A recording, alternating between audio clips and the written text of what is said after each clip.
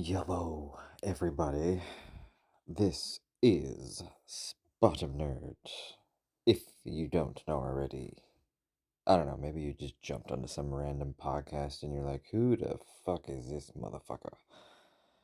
So, yeah, there is a few things I want to talk about today, tonight, tomorrow, whenever you're listening to this. And we're going to talk about these subjects probably more as well in the future, but I wanted to talk a little bit on the political side of things. I want to talk about the relationship stuff, and then, of course, some of the shows I've been watching. So, might be something that you don't agree to, or you don't like, or whatever it might be.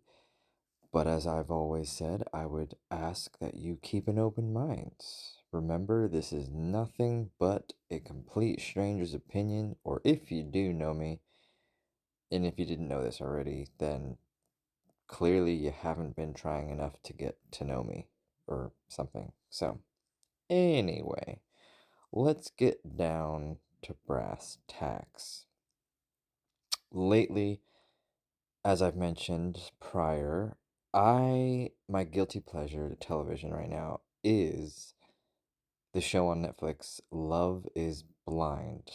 And it's I am fully aware that this show is hot sewage. It's garbage, it's reality bullshit. It's designed to be basically drama induced. It's designed to be charismatic, but it's also designed to try to portray the pretendingness, the imagination, I guess, of the fact that is love blind? Can you actually meet somebody, talk to them, get to know them without even seeing them? And could you fall in love? And could you ask them to be your husband or wife in a matter of 10 days? So, the reason I want to talk about it is because whenever I watch these shows, it gets me thinking about my past relationships. Now, I am fully aware of what my faults are. I am fully aware I am not the easiest to, I don't know what the right word is. I'm not exactly exciting. Let's say that. I'm not the hiker. I'm not the let's go crazy type. I'm not the clubber. I mean, if anything, I'm too old for that shit. What I am, though, is I am the person that's going to love you with every ounce of my being. And kind of dipping a little bit into the politics side, because another person I follow, Steven Crowder, if you're not watching his show in the mornings, Louder with Crowder, it's unbelievable. It's very much comedy slash mixed with politics, but they recently did, of course, some skits on, relationships today and how, frankly, men are not wanting to get married. Men do not want to date anymore. Men do not want to basically be involved with females. And I kind of agree. I'm not gonna lie. I really do. It's one of those things I will, let me be very clear. I am not saying that women suck and women are terrible and it's all the women's fault. Clearly, men are douchebags and can be idiots and assholes and blah blah blah. So there's two sides to every story. But what I am saying is that I guess the cliche, the older I do get, the more I'm kind of understanding it, and it isn't a secret. You can look this data up, this information up. You can look it up through state websites, you can look it up through government websites. The matter of fact is marriages has declined drastically. Divorces are exponential now. It's not even half and half anymore. It literally is more people now are getting divorced than ever. And what does that lead to for the future? And that's again tying back a little bit to this show, Love is Blind, because, the show is showing you, yes, you can fall in love with somebody you've never met. But then the real world kicks in. So quick little cliff notes. The show starts off, these people, and they basically date each other for 10 days without seeing each other. They fall in love, they ask him to get married, they say yes, and then they go on this paradise trip for about a week or so, like on some tropical island. And then they get to the real world. And that's when the best part of this show kicks in, is because it shows the real true colors of human beings and attraction and qualities of life, what qualities that other person, if anything, what their true colors were all about. So they may have fallen in love with said person, but they are clearly are falling out of love with this person the moment the real world hits.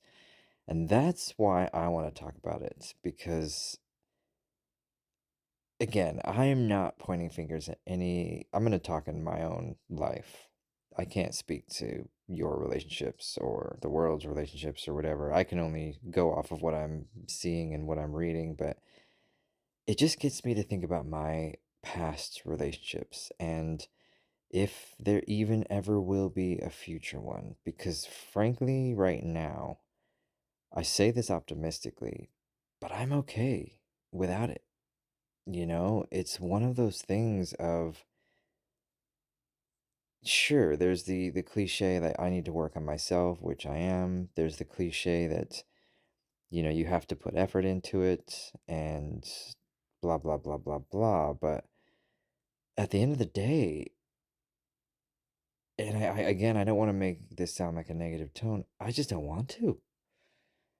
I think that's the thing is, you get to a certain point in your life where you've had experiences with partners, and some serious, some not, some friends, and then friends go to relationships and blah blah blah. I'm kind of okay without it. I don't, it's not that I don't necessarily want somebody. It's, I know this might sound really egotistical. I don't need anybody. I've mentioned that in, I think it was episode 100 here. I I'm done giving up. I'm done giving myself to somebody or to the world, because it's 99.9% me giving myself to them or to the world. And it's just been the biggest, as I've mentioned before, it's been the biggest breath of fresh air. I honestly, in the most optimistic, positive way, coming to the realization that I'm actually okay by myself, it's remarkable. It's incredible. And I say this not to be an asshole. I kind of encourage my fellow people that give that kind of love and support to the world to take a step back, to stop giving what you do, and start doing you. It's one of those things of, not only is it exhausting giving yourself to the world or to a partner, but I mean, I look back now and I look at my past relationships, and I'm not saying they were bad people. Of course, I've had some amazing relationships with amazing people, but would I go back and do it again? Probably not. Sure, have I obviously dated people before, broken up and then maybe gotten back together? Sure, obviously. But it's just, I think it's something now later in life I'm okay without it.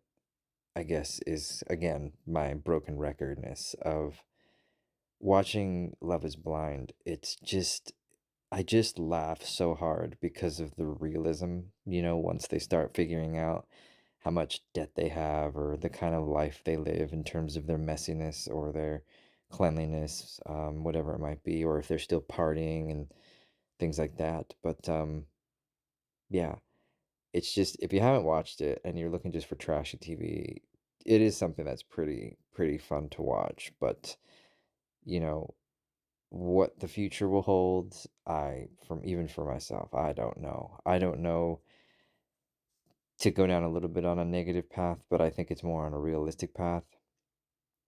The idea of marriage in the world today, in my view, simply doesn't exist anymore. I've always said that if there was a time period I could live in, I would have loved to live during the 1940s and 1950s. That's when marriage was solid. That's when you stayed with your partner through thick and thin. It was marriage was valued. It was you chose one person and you chose that person for life. It did not matter what life threw your way. You held to the idea of love. And just to be blunt, I don't think that exists today. I really don't. Sure, there are people that are married and there are people that are happily married. But I also know that there are people that are married that are miserable, that are absolutely gutted in terms of why the hell did I ever do this? So it's something I never want to experience. I'm somebody who, if I choose you, I'm going the whole way. I am not going to dawdle. I'm not going to half ass with everything else in my life, all my ailments, my mental health, my physical health. Not only am I going to do that, I'm going to put all that aside and give you everything. Now, obviously, again, like I've mentioned, I'm not perfect. I am not perfect.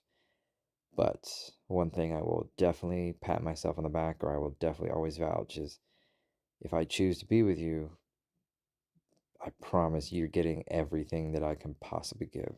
So, and I mean, again, that can fall into the friends category, the family category. So, my final piece on that thought and for this podcast is, when I said recently about I'm done doing that is because I really am. It's one of those, as mentioned, rock, again, the repetitive. I keep words.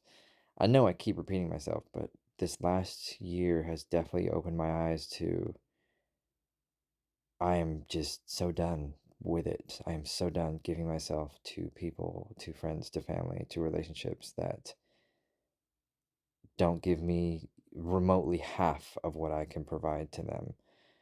Um, yeah, and I will play the it's not fair card. It's not fair to me. It's not fair to what I am and who I am and what I do and so on and so forth. So, um, family and friends included, I'm perfectly okay being on my own. Sure, I have crippling anxiety and mental depression and all the above, but I've been doing so good so far on my own. I don't really need anybody. Although it would be nice once in a blue moon. If anything, I have a cat, my mom's cat, which is keeps me company. So at least that little fucker gets excited when I get home because that little cat wants nothing more than just to be pet. And he says hi to me and he's like, "Hey, how was your day?" It's really, I mean, honestly, let's be very blunt and frank. How hard is it to just simply ask, "How are you? How was your day?" and actually mean it? Not just say it, but just, "Hey, how are you? What can I do for you? Hey, just FYI, I love you." It's not rocket science. So if you are in a relationship and you have been in that relationship for a while and you love your partner more than anything on the planet, dear God, don't ever lose it. Holy shit. I think that's the other thing too, which I'll go way more detail later on, but maybe I have again hit that age, maybe where I'm just quote unquote too old. I don't even know what the fuck you people do anymore when it comes to the dating world. Jesus. You're not allowed to compliment anybody anymore. You're not allowed to say hi to anybody anymore. You literally meet people through swiping. You have no ability to communicate with each other. You have zero critical thinking skills. The cliche joke is if you're over 35, both men and women, odds are you're gonna be a single parent or a foster parent or something, because everybody's had kids and they've divorced or split up and so on and so forth. But I don't mean, and I want to make sure I don't mean that derogatorily, but just, yeah, I would not even dare touch the world of dating today. It would just, hell no. I am just gonna wait for those Japanese to build those robots, and we can just software update them later down the road, depending on whatever your flavor might be. Boys, girls, everything in between. Trust me, they'll make a robot for it, and we'll be just fine. Don't worry. A lot of movies, though they're apocalyptic movies, have turned out just fine. Said no one ever. So, yeah. Anyway, if I've made any sense to you in that respect, great. If not, just hopefully maybe you just got a good laugh out of it or something. So, moving on to, I don't know if this would more be necessarily a politics, but I guess, yeah, no, it is politics, because I want to talk a little bit about the whole Kanye thing, but also the midterms coming up here in a couple weeks. It's, I don't, I'm going to be one of those people that I don't know the big deal behind the whole Kanye thing. All I know is a lot of companies are dropping him for what he said on a Twitter thingamabob. Have I read him? Yeah. Have I looked into it? Yeah. But I guess the best thing I would say is, if you actually do want to learn a little bit more in terms of kind of more on the specific side, is Candace Owens is another person I follow. She does a daily podcast. She can explain it far better than I can about Kanye, and it is amazing, listening to people like Candace and to other supporters of Kanye's. I understand why people are upset for what he said, but I also am flabbergasted, especially in today's world of social justice, of how bad we are silencing black voices. You are quote unquote trying to cancel him. I mean, first off, I think I've mentioned this. You can't cancel Kanye. The dude is literally worth, no joke, he is genuinely worth $2 billion with all of his endorsements, his music, Adidas, blah blah blah blah blah. You cannot cancel that. Whenever you hear in the media or the politics about, you know, um, again, I gotta, you gotta be careful with the wording here. But the bottom line is you look at Candace Owens, you look at Kanye West. These are two African American people that are incredible individuals, incredible role models, incredible idols that every color, size, culture looks up to, including myself. These people are amazing, and what they are speaking to you is truth, which is kind of what's going to lead me into the midterm aspect. This is huge. If you're not understanding just how huge these midterms are coming up, you need to seriously start evaluating what it means and really start researching what is happening around you. I will go into this far more in another podcast, but if you are remotely believing anything the news is telling you right now, I would genuinely question your ability to see what's really going on. Whether it's the inflation, whether it's, rising gas prices, or the war over with Ukraine and Russia. Um, Even just recently, the UK Prime Minister just, she lasted 6 weeks and she bowed out. If you can't look behind the mirror, then I kind of just, I don't really want anything to do with you, I guess, if that makes sense.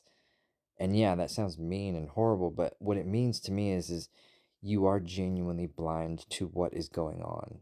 You had I mean, you look at the last 20 years. You had Bush, you had Obama, you had 3, 4 years of Trump, and then now you have 2 years of back to the same old, same old. We now officially have data to show just what government does. And again, I want to make sure I'm very clear. I was a Trump supporter, and I do lean a little bit more, of course, towards the right. But when you don't have a politician like Trump, things are actually better. Your 401ks are higher. The money you make annually is higher. Your taxes are lowered.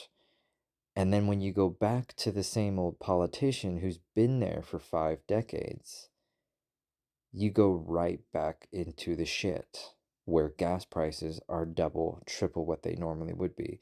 Food prices are higher. Inflation rates are higher. So all those people, remember those? I mean, there were all the debates about how minimum wage needs to be $15, minimum wage needs to be higher, blah, blah, blah, blah. Do you realize now that those even making $15 to $20 is the equivalent of making $7? Because that is what economics is when you raise costs, everybody else has to raise their costs to accommodate the raising or rising of costs. You don't have to be an economics major to understand this. And it's the same thing when it comes to printing money.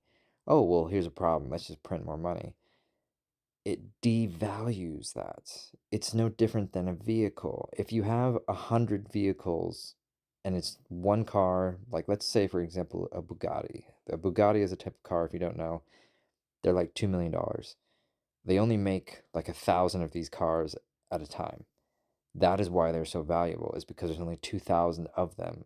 But when you print trillions of dollars, American dollars, then the value of that American dollar is basically no more than the toilet paper you wipe your ass with. So again, that equates to literally what we're experiencing now. And I can promise you the majority are not living comfortably. Look at housing. My God, can you even find a home, a one bedroom or two bedroom for less than $2,000 near a major city? And it doesn't even matter, major, blue, red, whatever it is. I guarantee you can't. So going into these midterms, you seriously, and I hope everybody, I know I'm just a complete rando out there in the world, you've seriously got to realize, number one, it is all bullshit that you're being told in the news and the media. It is all bullshit you're seeing on your social media. You can probably even think that what I'm spewing is bullshit. But the bottom line is, you need to seek out truth. There is a reason they shove this shit down your throat. There is a reason they cover up and they tell you to focus on this and ignore that. Look behind the curtain. It's that cliche metaphor, the Wizard of Oz. Look behind the curtain to discover the truth. And for the love of God, stop living in fear. Oh, well, if I do this, then they're going to do that. You have got to stop living in fear. I think that is the biggest piece of advice I can give to anybody nowadays. I mean, I've even said it myself, and this is where I will kind of pat myself on the shoulder. I'm not gonna be quiet anymore. You know, I'm gonna put my foot to the ground. I said in a few podcasts, maybe it was the last one or whatever it was about, I'm gonna wear clothing that has an American flag on it because I support this country. I support the freedoms and I support the laws that govern this country. I support the men and women that would do things I could never dream of if they ever had to go into war or have to go a deployment overseas. I respect these individuals and I respect this country and the rule of law and the amendments and everything in between, basically, that embodies the Constitution. We are a free country.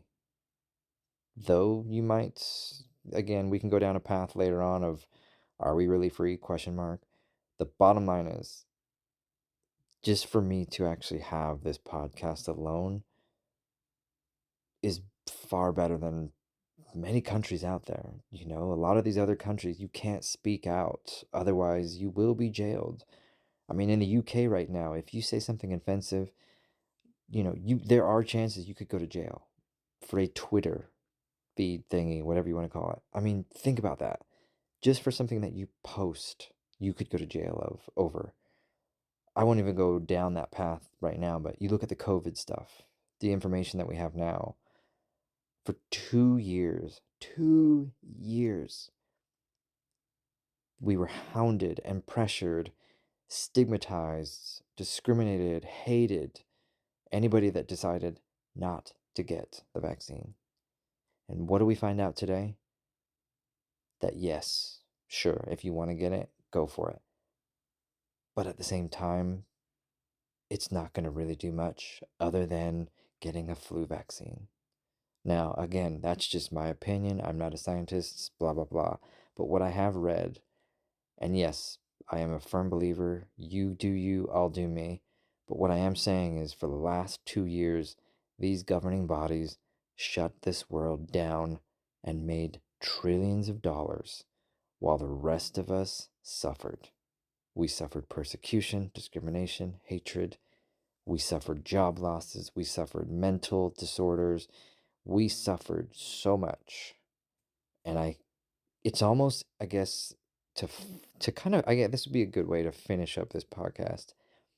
It was almost a good thing that this all happened because I think now, and this again, just my thought, I really do believe the world has finally started to wake up to the amount of bullshit that we see.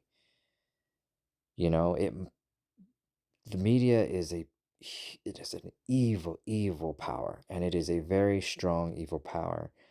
But I think deep down, it has nothing compared to the power of the people, the power of individual thought. And that's what I hope will happen going into the midterms and going into the future is that people are going to start pushing back and they're going to start speaking more truth. I mean, my God, Elon Musk alone, what he's gonna do with Twitter, I cannot wait. I cannot wait to see what happens with this because these fact checkers and all this other bullshit, which is complete and absolute bullshit. Free speech is finally going to be at the top of the list. I'm not condoning all free speech. Condoning, that's a bad word. I'm not saying all free speech is good. Trust me, I know there's some assholes out there. But what I am saying is just because you believe something and I believe something different doesn't mean we're both wrong. It just means we both have a different opinion. You have an asshole, I have an asshole. Shit comes out of it. Guess what? At the end of the day, as long as you keep it clean and you keep it respectful, we're all going to be just fine and dandy. If you get the metaphor, hopefully you do, you'll understand where I'm going from. All right. I've spewed enough, rambled, blah, blah, blah. I get passionate behind a lot of these topics, especially in today's world. It's it's it's exciting, it's optimistic, it's negative, it's pessimism, it's real. It's also very lonely. I can I think that's going back to the beginning of this podcast of just telling you about it. I'm actually getting more, I don't know what the right word is. I guess more comfortable being alone is because I always have been. And I think that was the realization I've had this last year is, you know, do I have friends and acquaintances? Sure. Do I have family? Sure. Have I had relationships, girlfriends? Sure. But I kind of look back at it now and I realize I was alone. I was completely alone. And I don't want to ever have to do that again. You know, I don't want to have to go that far down a rabbit hole and be so desperate for somebody to just see me to be alive, I guess. I feel more alive being on my own than ever before. So that's not saying I'm perfectly fine. Let's be very real with that. You know, I've got my issues mentally, physically, etc. But I'm praying and hoping that things get better because enough is enough. And I am done with the bullshit. I've had enough shit thrown at me metaphorically and physically when I used to work at the zoo. Uh, it's time to wash it off, and it's the best feeling on the planet. So hopefully, maybe you get to experience something like that, whatever it may be in your own life. I hope something good happens to you. You know, you win a $5 tab playing the lottery or a scratcher, or you buy a new car that you've always wanted. You just bought a new what it is, bought a new home or something. You actually maybe have found the love of your life, and you just know deep down it's gonna last for the next 60 years until death do you part. So keep it up. We need more of that. We need more positive. I know I am far beyond positive, but if we all do it together, who knows? Maybe we can actually find some positive. Crazy, right? If we all came together and just smiled, asked each other how we are, see how you're doing, instead of putting each other down and dividing, because that's what they want. Just a heads up, if you haven't figured it out yet, keeping us divided is exactly what they want. And the more divided we are, the more that they win. So I figured, let's cut the bullshit. All right, people. Thank you so much if you've gotten this far for listening. I really do appreciate it. If you'd be ever so kind, go ahead, follow me, subscribe, comment. I would love to hear your thoughts about anything I've talked about. Um, we can chat about anything you want. We could talk about your bowel movements, whether you like the new Star Wars and/or the series that came out, blah, blah, blah. It'll be fun. It'll be a good time. So I super appreciate those for listening. I super appreciate everybody for following, and I hope you have a fantastic day, week, remainder of the year. And we'll talk to you guys later. Bye.